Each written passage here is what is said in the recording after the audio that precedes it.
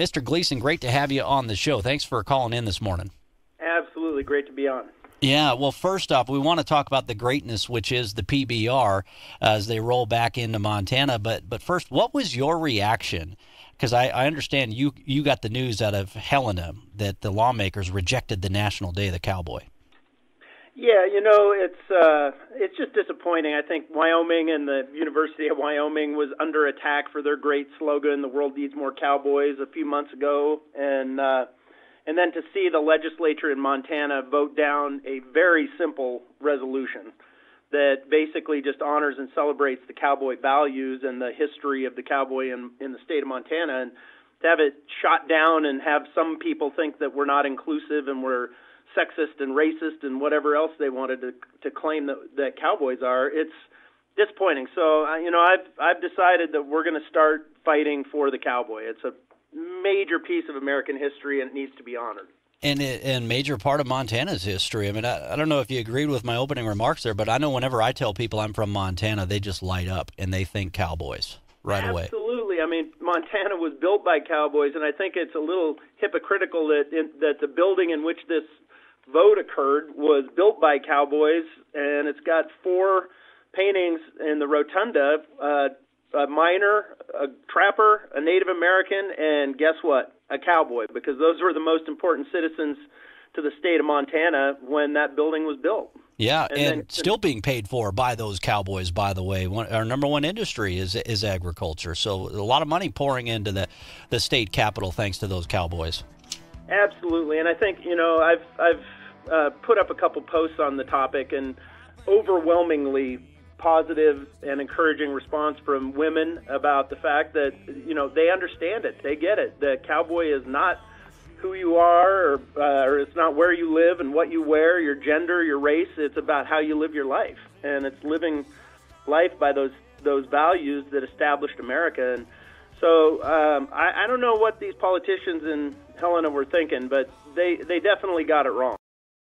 Why should PBR continue to bring one of the 26 special prestigious events that celebrate the best cowboy athletes in the world to Montana, a place where cowboys apparently aren't welcome? I mean, that's a good question there. Sean Gleason, you raised this question, but you also had this opening line. You said, "This morning I decided to cancel our event in Billings, Montana, coming up in 2020. Anyway, give us some of your insight on this piece and I guess what the eventual conclusion of your post also had to say. Yeah, well, the reality is that I would never, ever abandon our cowboy brothers and sisters that have been supporting us for 24 years and making Billings the longest-running event in PBR's history.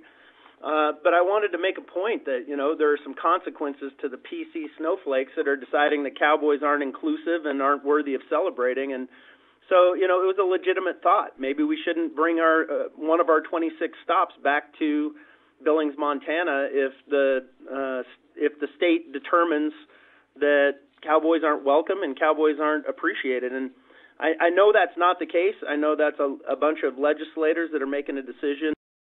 We love Montana, and I'd never abandon the state or our cowboy brothers and sisters. But when the legislature makes a decision like they made to shoot down a resolution that, if you read the resolution, too, it's just about the values and the patriotism and the strength of character and the appreciation for the land and animals. I mean, the entire resolution is about values that every American should be celebrating today and embracing, and we need more of that.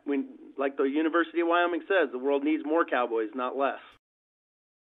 So for somebody to sit in their ivory tower, in this case the sandstone building in Helena, and pass judgment on it, I think that's what's wrong right now with our culture. It's become so PC that we're tearing down our monuments to history, and you just can't avoid that. You just can't do that. You have to build on what was built for you, and that was cowboys building this country.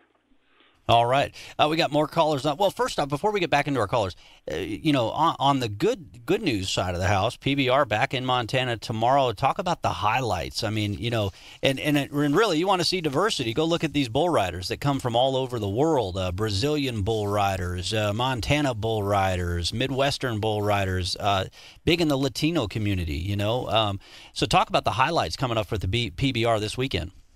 Yeah, it's the 24th year that we're going to bring the best bull riders, frankly, the best cowboy athletes in the world to Billings, Montana, and it's one of 26 stops in the tour. Our tour actually starts in Madison Square Garden, crosses the country, and ends in Las Vegas with the PBR World Finals. And so we've had a back and forth all year long in the competition. A Brazilian by the name of Jose Vitor Lemay is currently number one. He just passed Chase Outlaw from Arkansas.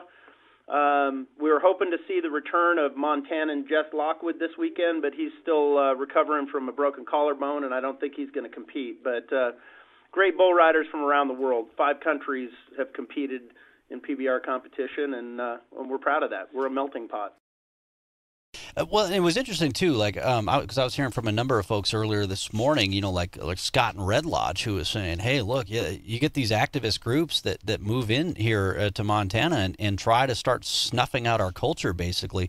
But I've heard this concern from other folks in agriculture, which is there are attacks on working animals. Now, in a city like Missoula, they're already basically pushing the circus out of town.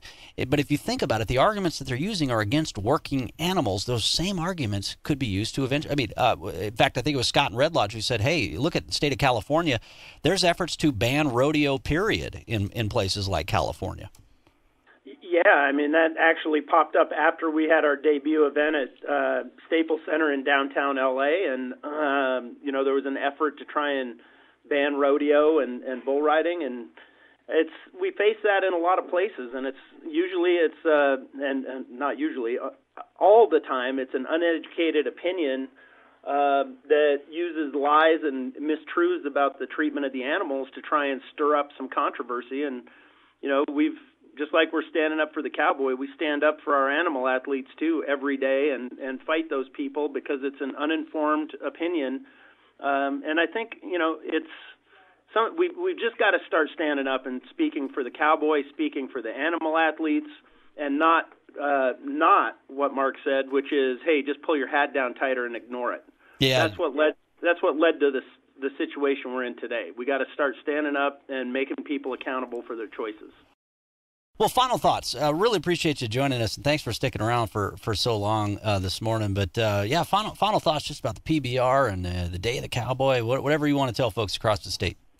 Yeah, I think that the cowboy deserves to be celebrated in every state across America. Just for the values that it represents and the heritage and the history of it. And PBR is proud to be in Montana. We'll keep coming back and fighting alongside our brothers and sisters up there to spread the good news about the Western way of life. It's something that America needs more of, not less.